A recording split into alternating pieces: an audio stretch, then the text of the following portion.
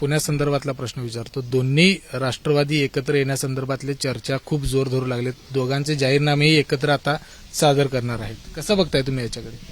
असं आहे की उद्धवजी आणि राजसाहेब हे 20 वर्ष इतके एकमेकांपासून वेगळे झाले की 20 वर्षानंतर राजसाहेब मातोश्रीवर गेले. त्यामुळे जिवंत माणसांच्या जगात ते काही निर्जीव नाही आहेत ना, हे होत असतं. ते झाल्यानंतर परिणाम काय वगैरे बघायचं असतं.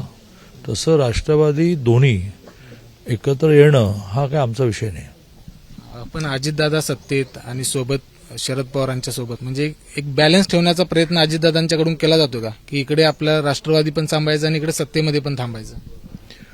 या राज्यामध्ये खूप वर्ष शरद पवार साहेबांच्या भोवती राजकारण फिरलं. की पवार साहेब काय सांगतील माहित नाही बाबा. आता काळ बदलला आणि ते सगळं देवेंद्रजींच्या भोवती फिरायला लागलं.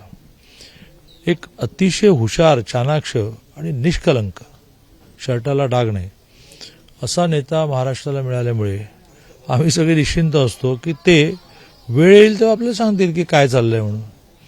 आता समजा मी विचारायला गेलो आणि वेळ आली नसली तर ते खूप सुंदर हसतात. ते हसतील आणि असं करतात. तर त्यामुळे ते आता काय सांगतील असं वाटत नाही. ते सांगतील तेव्हा बघू. शरद पवारांना एनडीए घेण्यासंदर्भातल्या देखील चर्चा सुरू झाल्यात. काय आपल्या कानावर किंवा काय काय त्या अफवा आहेत? मी जरी 47 वर्ष सामाजिक राजकीय काम करत असलो, राजकीय सुद्धा माझी 21 वर्ष झाली, 4थ्यांदा आमदार मी झालो, पण मी एक ठरवलं की आपली एक 32 मजली इमारत आहे, त्यात आपल्याला खोली नंबर 23 दिली आहे, ती स्वच्छ ठेवायची. 24 मध्ये कचरा आहे याची आपण काळजी करायची नाही. घराचा मालक बिल्डिंगचा जेव्हा म्हणेल की ते जरा 24 बघावं तेव्हाच बघायचं. त्यामुळे पवार साहेब एनडीए देणार का, अजित पवार शरद पवार एकत्र येणार का, मग सुप्रियाताई मंत्री होणार का, मग पार्थ पवारांच्यावर तो जो जमिनीचा विषय काही आपल्याला देवीजी सांगतील तेवढं करायचं. पण हे भाजपला चालणार आहे का? अजित पवारांचं इकडे सत्तेत पण थांबायचं आणि इकडे पक्ष पण. केंद्रीय नेतृत्व हे इतकं दूरदृष्टीवालं आहे, त्याचाच पार्ट म्हणून देवेंद्रजी दूरदृष्टीवाले आहेत.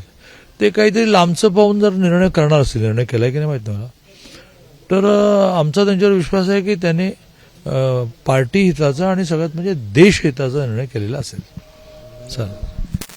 तर आपण बघितले की या ठिकाणी दोन्ही राष्ट्रवादी एकत्र येणार आहेत की नाही याच्याबद्दल आपल्याला माहिती नाही. मात्र या संदर्भातले सगळे निर्णय देवेंद्र फडणवीस घेतील अशा पद्धतीची देखील माहिती या ठिकाणी चंद्रकांत दादा पाटील यांनी दिली. कॅमेरामन निलेश शेवाळेसह विजय केसरकर, एबीपी माझा, कोल्हापूर. एबीपी माझा, उघडा डोळे बघा नीट.